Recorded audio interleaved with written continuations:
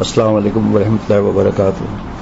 تقریباً کئی برسوں سے بار بار اعلان ہوتا ہے، وہ ہمارے یہاں جو بیانات ہوتے ہیں آپ اور ہم لوگ جو اللہ شریک کی توفیق دیتے ہیں تو اس میں محلے والے نہیں ہوتے، اور تقریباً سبھی ہمارے متعلقین ہوتے ہیں، زیادہ تر خصوصاً بچے والے، کیونکہ جمعرات کے دن تو ماشاءاللہ 600 کبھی 500 کبھی ابھی بارش کا موسم تھا تب بھی 340 خواتین تھیں شرعی پردے کے ساتھ۔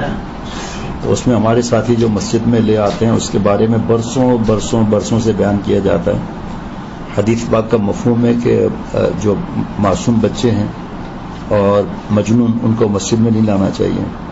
پھر اس کی تشریح شیخ العرب العجم عارف باللہ حضرت مولانا شاہ محمد اختر صاحب رحمۃ اللہ علیہ سنی کہ معصوم بچے وہ جن کو کچھ پتہ ہی نہیں ہے، جب پیشاب پخانا کچھ پتہ ہی نہیں ہے، نمازیوں کو آگے دوڑ رہے ہیں، چیخیں مار رہے ہیں، مسلسل 4 رکعت عشاء کی ہو رہی ہے یا مغرب کی 3 رکعت ہو رہی ہے، مسلسل چیخ رہے ہیں۔ تو اب اور اس کے بعد پھر جس کے بارے میں برسوں سے یاد دلایا جاتا ہے، برسوں سے، کہ پیشاب بچے کر لیتے ہیں، تو پہلی بات یہ کہ غلطی ہو گئی نا تو 2 منٹ رک کر اور مسجد کے خادم کو اشارہ کر دیں، یا کوئی بھی پرانا ساتھی ہو، کوئی ناراضگی نہیں ہوگی، اس وقت پلاسٹک کا تھیلا لے آئیں گے، اس کو بچے میں رکھ لیں گے، تاکہ جو بچوں کو اٹھا کر لے جاتے ہیں نا پیشاب کے قطرے کہاں تک جاتے ہیں۔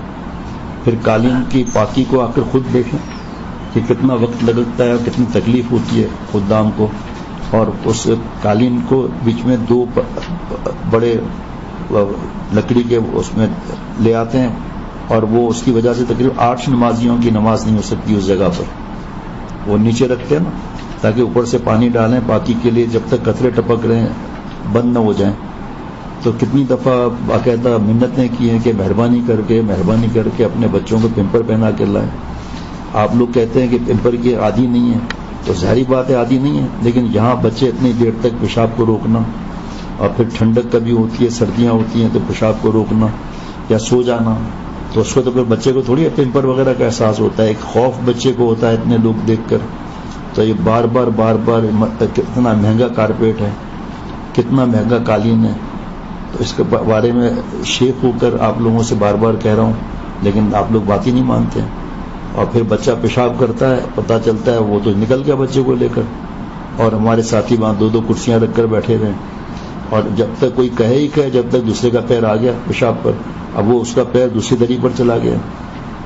تو ایسے بچوں کو، جیسے آپ کے گھر کی خواتین لازمی آتی ہے تب اتنے چھوٹے معصوم بچے آتے ہیں نا، تو ان خواتین کے پاس دیں، اور اگر خواتین کو مشکل ہے تو آپ پمپر پہنا کر اپنی گود میں رکھیں۔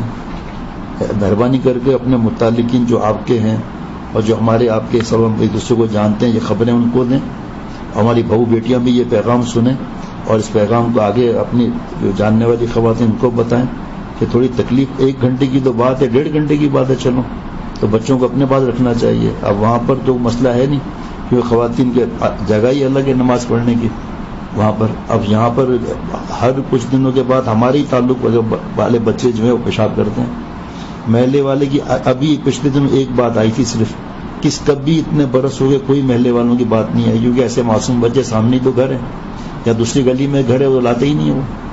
اور پھر وہ بیانات میں محلے والے کتنے بیٹھتے ہیں، چند فیصد ہوتے ہیں، باقی 90% سے زیادہ تو ہمارے تعلق والے ہوتے ہیں۔ اس بارے میں تعاون کریں اور مہربانی کر کے بچوں کو پمپر پہنائیں، اور ایسے بچوں کو مسجد میں۔ پھر اس کے بعد کچھ ہمارے ساتھ دوسری نصیحت یہ کہ کچھ ہمارے ساتھی بچوں کو شام میں لے آتے ہیں، آپ سوچ نہیں سکتے میرا دل کتنا خوش صرف نہیں ہوتا، مست ہوتا ہے کہ بچے بچپن سے یہ ماحول دیکھیں۔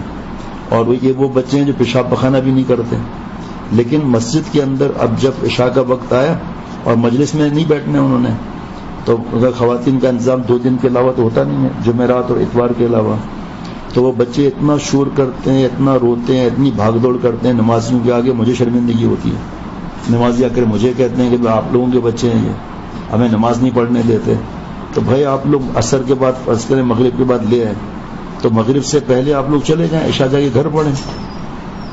عین عشاء کے وقت معصوم 3 بچے معصوم، اور نماز کا وقت ہو گیا، مسجد میں جا رہے ہیں معصوم بچوں کو جن کو کچھ پتہ ہی نہیں ہے، اور وہ بھاگ رہے ہیں، دوڑ رہے ہیں، رونا، معصوم بچے ہیں، رونا۔ اب میری نماز پریشانی ہو جاتی ہے کیونکہ دائیں بائیں سیڑھیاں ہیں اور سیڑھیوں کے ساتھ ریلنگ ہے, کوئی بھی بچہ نیچے گر سکتا ہے وہاں سے. اب میرا دماغ جو ہے وہ اسی طرف رہتا ہے, بچے کو کچھ ہو نہ جائے, بچے کو کچھ ہو نہ جائے. امام صاحب الگ پریشان ہوتے ہیں, مفتی نعیم صاحب بار بار کہہ چکے ہیں, میں بار بار کہہ چکا ہوں, لیکن مانتے ہی نہیں ساتھی. اور سب پرانے کہ عین وقت پہ بچوں کو لے آتے ہیں, بھائی آپ مغرب کے بعد لے آئیں, عشاء سے پہلے گھر چلے جائیں, اور کوئی وقت رکھ لیں. لیکن یہ بالکل عین عشاء سے پہلے آنا, اور پھر عشاء کے اندر 3 معصوم بچے, اور وہ بھی کچھ سمجھ نہیں ان بچوں کو, وہ والے بچے. اب وہ ظاہری بات ہے چیخیں مارتے ہیں بچے. یہاں تک کہ پچھلے دن یہ ہوا کہ بچہ پیدا ہوا ہے نا, اس کو لے آئے عشاء سے پہلے. اب وہ بچے کو کہاں رکھیں گے, اس بچے کو اس وقت. میں پوچھتا ہوں کہ اب بیوی باہر بیٹھی ہوئی ہے, اب وہ بیگم صاحبہ کو کیسے دل کرے گا بیانات میں آنے کو کہ بھئی یہ کون سا شیخ ہے کہ میں گرمی میں باہر بیٹھی ہوئی ہوں, یہ اپنے مریدوں کو کچھ کہتے ہی نہیں ہیں, اور میں باہر گرمی میں بیٹھی ہوئی ہوں, اور ڈر الگ کہ کوئی آ نہ جائے, پرس نہ چھین لے, موبائل نہ چھین لے.